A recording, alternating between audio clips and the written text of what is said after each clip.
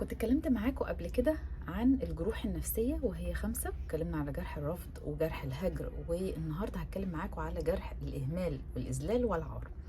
طيب ايه أهمية ان انا اعرف الجروح اللي عندي؟ عشان لما هعرف ايه الجرح اللي انا اعاني منه هعرف اتعامل معاه ازاي، وهفهم هو انا ليه بتصرف اصلا بالطريقة دي، وليه اختياراتي عاملة كده. الاختياراتهم مدمرة حياتهم، هيعرفوا هم ليه بيختاروا بالطريقة دي، وبالتالي هفهمني اكتر. فلما افهمني اكتر مش هختار نفس الاختيارات.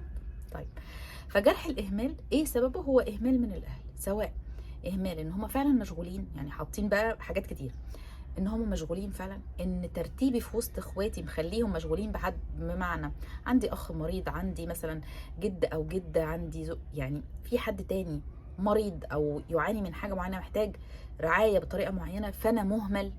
ده حاجه. الحاجه التانيه ترتيبي بقى، اللي هو عقده الطفل الاوسط، دايما بيبقى حاسس ان هو مهمل، ملوش لازمه، مش عارف يبقى كبير. ده اخوك الكبير ما تشتموش، وده اخوك الصغير ما تعملش عقلك بعقله. فانا مش عارف هو انا كبير ولا صغير ولا اتعامل ازاي، فمش لاقي لي مكان، مش لاقي لي حته. طيب العيله يكون فيها انحيازات، بمعنى بيحبوا الولاد قوي فانا بنت، بيحبوا البنات قوي فانا ولد، فبالتالي انا حاسس باهمال طول الوقت، حاسس ان في حد المفروض ان انا افضله عني، حد ياخد الاهتمام عني، حد ياخد الرعايه عني، فانا مهمل. فانا مهمل، وبدات اتعامل مع نفسي باهمال.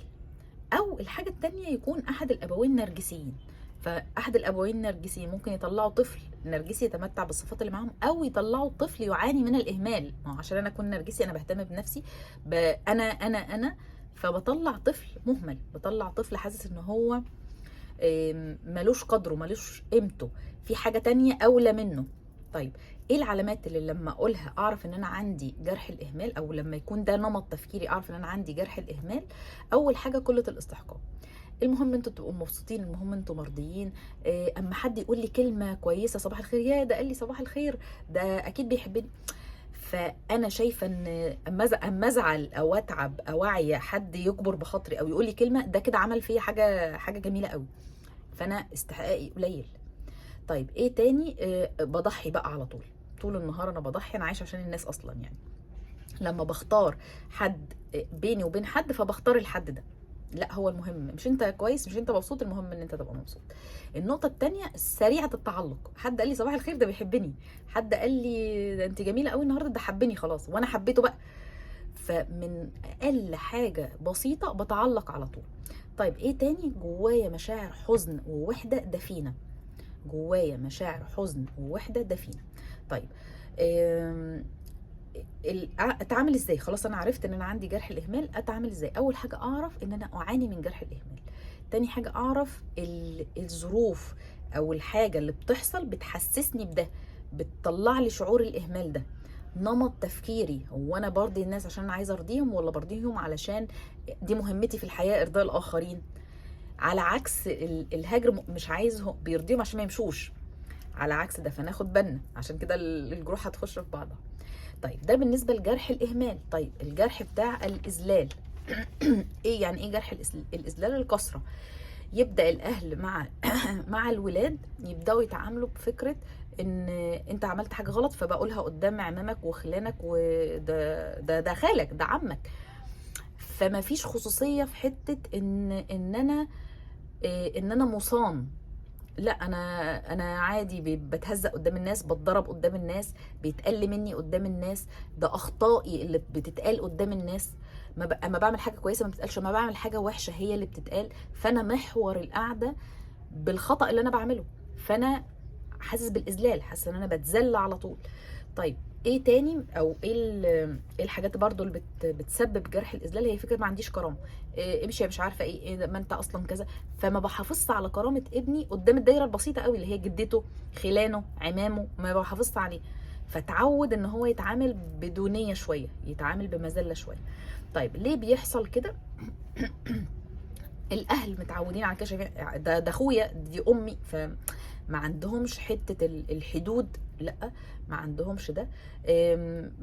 بنقول عادي، ما هو انا بقول له على غلطه عشان يعرفوا، ما انا لما ابني يغلط اقوم اضربه قدامهم عشان يعرف. فمش واخد بالي ان انا بعلمه ان انت مهان، بعلمه ان انت مذلول. طيب ايه العلامات اللي بتبقى موجوده فيا؟ فلما تبقى موجوده اعرف ان انا اعاني من جرح الاذلال. الخجل. الخجل، مش عايزه اقابل بقى حد، مش عايزه اظهر. ليه؟ لان انا جوايا انا في عار جوايا، في عار جوايا. لما هظهر ايه اللي بيظهر مني؟ إيه اللي اتعودت ان هو يظهر مني؟ الاخطاء، اللي اتعودت يظهر مني الجزء الجانب الخطا. فمش عايزه فمش عايزه اظهر. طيب ايه كمان يقول لي ان انا عندي جرح الاذلال؟ هي فكره المثاليه الشديده. عايزه كل حاجه صح، عايزه كل حاجه مظبوطه، مش عايزه حاجه غلط خالص. فحرصي على المثاليه وان الحاجه تبقى مظبوطه، عشان انا كان اللي بيظهر مني الاخطاء. انا طول الوقت كنت بتعاير بالاخطاء بتاعتي، فمش عايزه اتحط في نفس الدايره. جلد ذات مستمر، انا طول النهار انا طول النهار مقصر، شفتي انت الغلطه دي غلطتيها، فانت ازاي؟ فانا طول النهار آه، طول النهار مهان، وطول النهار بقل مني، بجلد ذاتي. طيب الشعور الدائم بان انا حزينه، الشعور بالدائم بان انا مش كويسه، الشعور بالدائم بان انا لازم اعمل مجهود قوي، ولازم ادي كتير قوي عشان اللي قدامي يرضى بيا، عشان اللي قدامي يرضى، لان انا كمان بقيت شايفه العار اللي جوايا، فعشان اللي قدامي يرضى بيا. طيب كلمات كده او حاجات كده لما بتتركب مع بعض بتديني الجرح ده. زي ايه مثلا؟ لما اقول انا غلط، ده جرح العار، انا حاسس بعار، انا غلط. طيب انا مش مهم، ده جرح الاهمال. طيب انا قليل، ده جرح الاذلال. فلما احس ان انا قليل، مهما البس، مهما اتعلم، مهما اتقن حاجه معينه، انا حاسه ان انا قليل برضو. لا ده في حد احسن مني فانا قليل. فالاحساس بالقله ده الاذلال. طيب العلاج ازاي؟ اعترف بالجرح، اعرفه، افصل ما بيني وما بين السلوك. انا حاجه والسلوك حاجه، انا حاجه والتصرف حاجه، انا حاجه وما املك حاجه تانية. إعادة بناء الكرامة بقى الداخلية، محتاجين نبني الكرامة الداخلية. طب إزاي هبني الكرامة الداخلية؟ أول حاجة إن أنا هتكلم عن نفسي بالإيجابي، هتكلم ولغة جسدي. دايما الناس اللي حاسة بذل وعار تلاقوها عاملة كده، لا دايما أنا فارد ظهري، دايما رافع راسي، أنا دايما عامل كده، مش منحني، مش بوطي. طيب الحاجة التانية ان انا بخلق مساحات للحوار، وان انا اتكلم عن مميزاتي، عن الحاجات الكويسة فيا، واخد بالي من هنا عشان ما اخشش على فكرة الغرور، بتكلم عن مميزاتي بس، لا انا بتكلم عن مميزاتي، ولو ذكرت عيوبي فانا متقبلها، مش حاسس بعار اتجاه العيوب دي، لان كلنا بنغلط. طيب ايه تاني؟ بتعلم اقول لا. هنا ببدا بقى احط في الحدود، بتعلم اقول لا، بتعلم احطني اولويه، بتعلم ان انا مهم واحتياجاتي مهمه، وعليا ان انا البيها اول حاجه.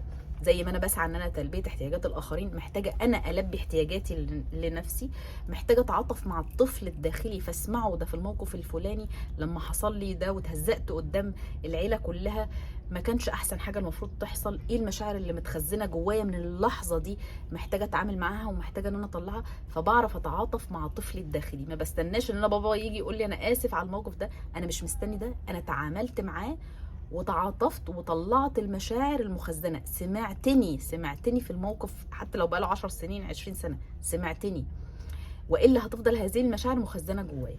طيب ايه كمان؟ الصوت الناقد بقى اللي احنا بنسميه ده الصوت الناقد. لا محتاجين نفهم ان الصوت ده بتاع ماما، او الصوت ده بتاع بابا، ده مش بتاعي. الصوت إيه؟ انت غلط، انت عمرك ما عملت حاجه صح، انت دايما بتغلط، انت دايما ما بتفهمش الناس، انت دايما الناس بتستعبطك. ده مش صوتي، ده صوت ماما او صوت بابا. صوت انا ايه؟ هتعلم، هاخد بالي من النقطه دي، فهسمح لنفسي ان المره الجايه ممكن اغلط، بس على الاقل النقطه اللي انا محددها دي ما غلطتش فيها. فبدي لنفسي شايف الغلط وشايف الصح، وبدي لنفسي فرصه ان انا هعمل ده وهعمل ده. على عكس الصوت التاني، لما بعمل حاجه غلط بيجيب لي كل الغلط اللي انا عملته في حياتي. فبالخطوات دي هقدر ان انا اتعامل مع جرح الاهمال، العار، الاذلال، وابقى فاهم كل واحد جاي بيقول لي ايه. العار بيقول لي غلط، الاهمال بيقول لي انا مش مهم، الاذلال جاي عشان يقول لي انت قليل. فلما اكون بتكلم مع نفسي بالطريقه تبقى فاهم ده جرح كذا، الجرح ده بدأ من الموقف الفلاني وانا صغير. طيب ايه الحل؟ يلا نعبر عن الجرح، يلا نتكلم مع الجرح، يلا اعادة بناء الكرامة الداخلية، اعادة بناء الاستحقاق، اعادة بناء القيمة. فانا فاهم انا ايه اللي بيحصل لي، ففاهم، فمدرك، فبعمل خطوات عشان اتخلص من هذا الجرح، وهو ده اللي اسمه الوعي. انا لايف كوتش شيماء حزة، اشوفكم يا رب على خير.